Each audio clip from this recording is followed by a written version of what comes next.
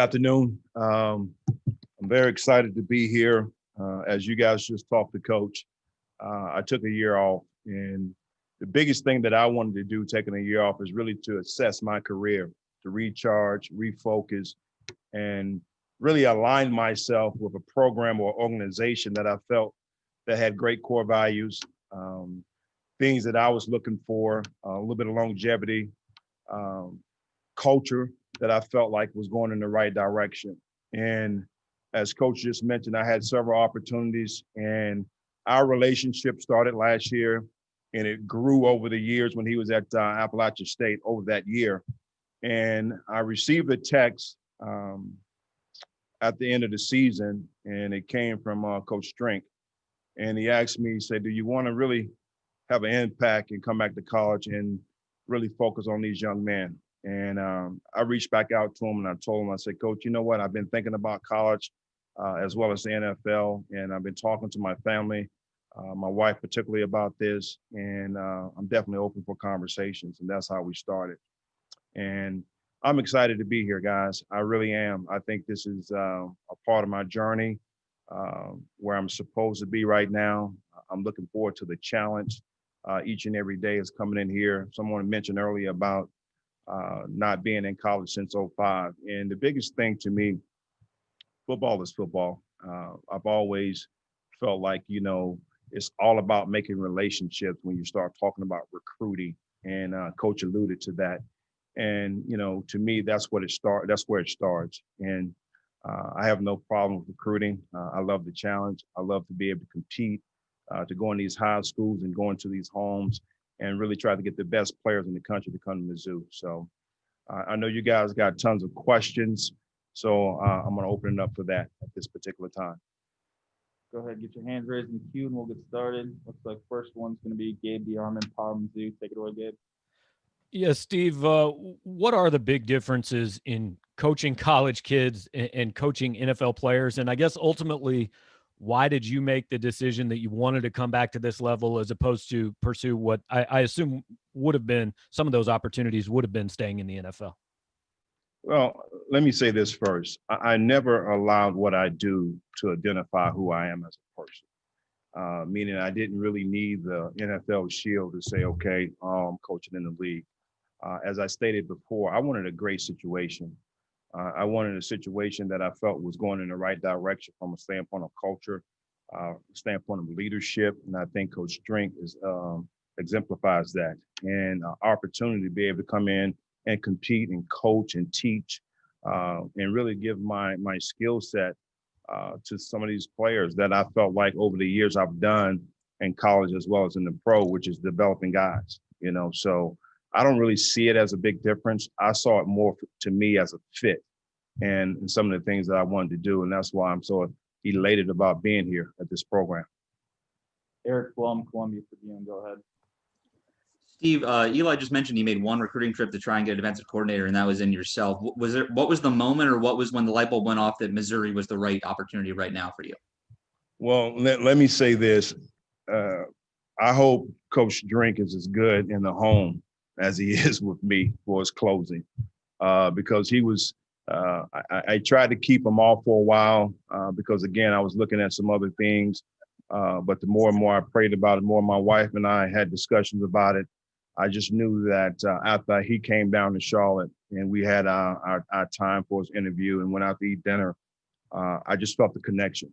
I felt that everything that I stood for, I knew he stood for. I knew it was going to be the right fit. Again, I keep talking about the culture. And what I've learned, particularly in my time in 2018 at the Arizona Cardinals, it's harder to install a culture than it is to install a defense. And you have to have the right chemistry. You got to have the right people, coaches and players. And I felt like he's done a great job in really trying to assemble that here with his staff, and then the ability to go out and not just, draft guys, but go out and really recruit and bring the guys that fit your program in, that, you're going to be able to nurture and groom and grow and develop. So that was the main reason for me. Mitch, 40, Power Mizzou. Steve, I know you've mentioned before looking for something that maybe had some longevity, and you touched on that word earlier in this press conference. I guess, why was that so important to you, and why do you feel like you found that at Missouri? Well, when you look at the last couple of years, you're going back to Arizona, one and done. You feel like you had a great situation in Cleveland, a lot of talent there, and all of a sudden, again, one and done. So I didn't really want to put my family in that situation again. So I decided to take a year off and really assess things. And when I talk about longevity, you look at Coach Strings just got here last year. He's going into his second year. And when you look at what he's put in place and the direction in which this program is going, I just felt in line with what he was doing, his vision and the expectations. So again, I'm excited to be here and I'm looking forward to getting to work. Dave Madison, let's book this best. Hey, Steve, welcome to Columbia. How did you mostly spend 2020 when you weren't coaching? Did a lot of film studied, visiting with other coaches as much as you could, or how'd you spend that time? I had intentions of really, going out and visiting coaches, college and pro. When COVID hit, of course, all of that got locked down. So I had access to the NFL film as well as the college film. And a good buddy of mine, excuse me, Alonzo Escalante, he and I worked every day, Monday through Friday from 9 to 3. And we just took on different projects, just learning different things that the offense was doing for us, a trend, looking at a little bit of the NFL, the college scheme that has really infiltrated the NFL. So, now I'm here. So a lot of the RPO stuff, so it was great. And, third down, red zone studies. So we really got better. I got better this offseason and really trying to look at my scheme and how I want to really simplify things. I really came to the conclusion that, you really need to minimize the volume and maximize the execution. And, trying to put things in perspective to where when I say simplify, when you use that term, a lot of people think you mean easy. That's not saying that the scheme is easy, but you want to be able to allow your guys to play fast. And particularly at this level where you got up tempo, no huddle stuff. I don't want my guys thinking. I want them to be able to process things, break the huddle quickly, line up and play fast so they can, play to their attributes. Jack Sobel from the Maneater, go ahead. Wilks, I don't know how much film you've watched so far since you got the job, but which of the current players do you see kind of being impact guys in your scheme so far? Well, I haven't really indulged a lot into it. Just really when I started watching tape, I really was mostly looking at the actual scheme itself and trying to figure out, what I wanted to implement. As the staff gets together, we're going to start, evaluating, who's here within the roster now. Also the recruits that we're looking at and trying to see how they fit within our system. I think, the one assessment that I did come away with, I felt like we had, some talent on the defensive side of the ball. I felt like, we can trend in the right direction for us moving forward, just trying to fill some pieces. Everything we do starts up front. That's what I believe in this system. And when you look at a guy like Jeff Coat, we're definitely going to be able to, build around him. So, we're going to be aggressive. Linebackers playing downhill, DBs breaking on the ball. I heard someone earlier mention, my background with Lovie Smith and everywhere I've been, it's been about taking the ball away, and the ball disruption that Drink just talked about. So our mindset is going to be fundamentally sound, running to the football, being physical. I have a certain thing when you talk about DNA, and what I look for in players, and that's number one is the physicality and effort. When they turn that film on in the SEC, we want to make sure that we're known as the most physical football team throughout, and we play with extreme effort. Number two is playing smart. It's hard to win on Saturday. It's hard to win on Sundays. And one thing you can't do, you can't beat yourself. Coach Drink talked about situational football. So we want to make sure that we're smart and understand the game, but we're not beating ourselves. And lastly, finish. And that finish is not just trying to finish in the game, but also finish in the classroom, finish in the weight room, finish in the training room.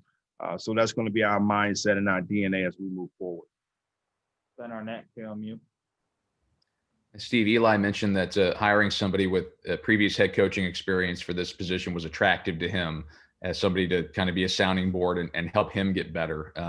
How do you think that you can use your previous head coaching experience to, not only help players, but help the coaching staff? I think exactly what you just said. It's experience. So, I lived in those shoes. I walked in those shoes.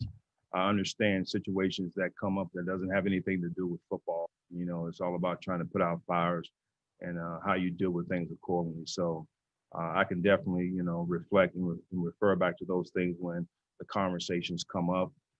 As he alluded to and talked about, coming back yesterday from Charlotte, we had a in-depth conversation about scheduling, how we can really get better in the structure of practice and the things we want to try to implement there. So, it's just bouncing ideas off one another. Luigi Parada, Kansas City Star. Hey, Steve, just wondering, with Eli being one of the youngest coaches in the nation, did you kind of feel that energy from him when he was making the sal, and just what you see kind of long-term with him here in Mizzou? I do. Again, it's just like, he's definitely, I would say, a great recruiter, and, the demand and the phone calls and the text messages that he was, giving me and putting out to me. And every time we talked, I just continued to just believe in everything that he was saying, and his values align with mine.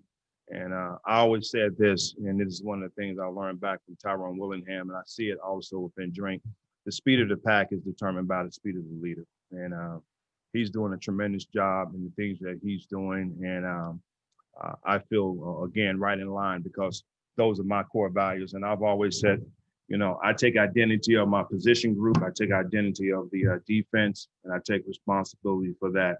And those are the things I want to make sure I surround myself with, those kind of people. Colin O'Brien, Jefferson City.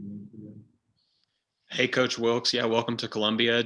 Are you committed yet to a scheme or a set of fronts or anything like that yet, or is that kind of coming as you do player evaluation?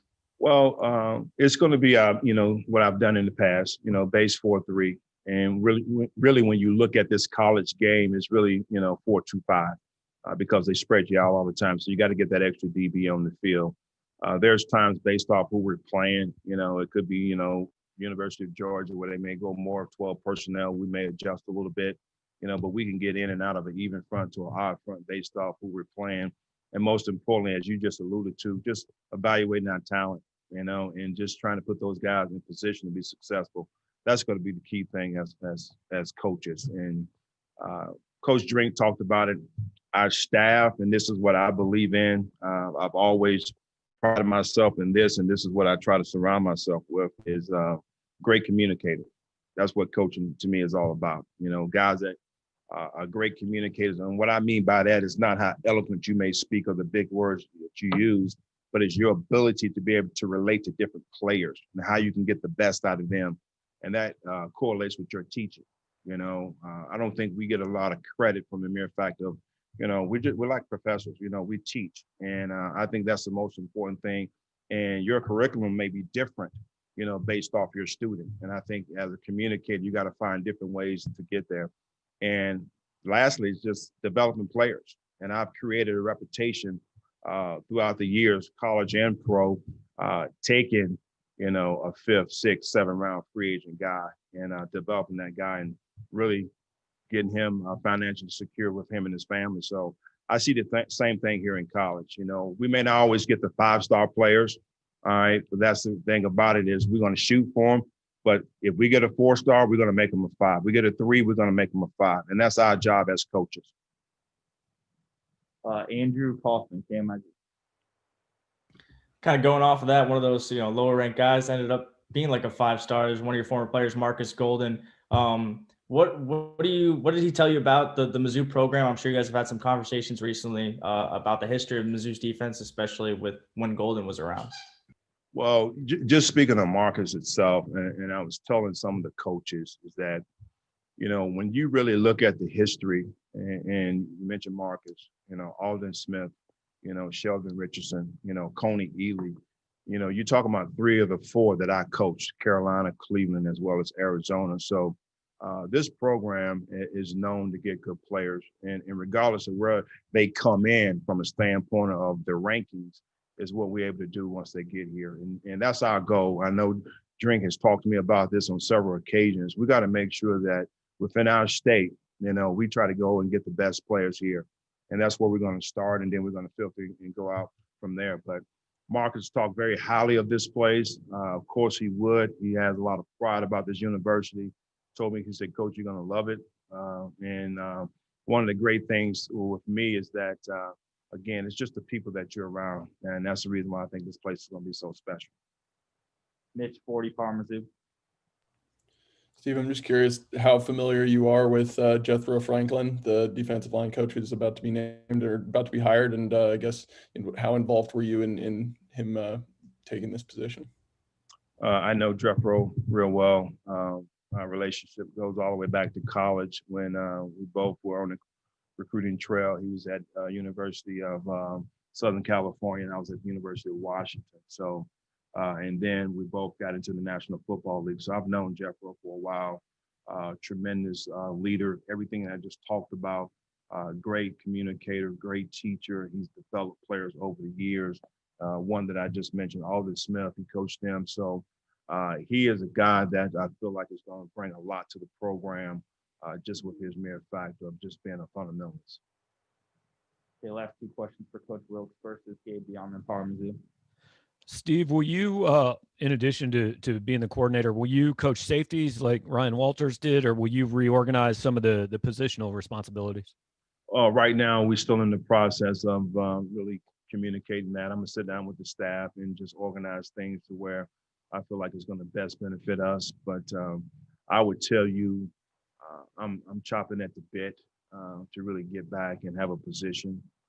As I talked about before, just looking at the years in Carolina and different places where I've been developing guys like Josh Norman, Captain Mullen, et cetera.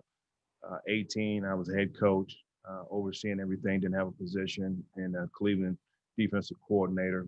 And of course, last year, taking some time off. So I'm looking to get and have a major impact and put my hands on these guys each and every day. Final question, Colin O'Brien, Jeff City, Michigan. Yeah, Steve, after being out of coaching this last year, I'm sure you talk with active coaches a lot. Just what's some things you learned about the challenges of this profession and doing so while there's a pandemic going on? Well, I think you have to find really creative ways to continue to reach your guys. And that's some of the things that when Esco and I was doing our study, we talked about that in, virtual walkthroughs, where you have animated things where the formation may start out in a 2x2 and then you motion to a 3x1, different things like that. And I showed a little bit of that in my interview with Drink, just saying how we can really reach the guys if we ever get to that point where we don't have in-person meetings anymore, that, as a coach, as a teacher, you got to find creative ways, again, to get to your students. So that was one of several that we talked about. Okay.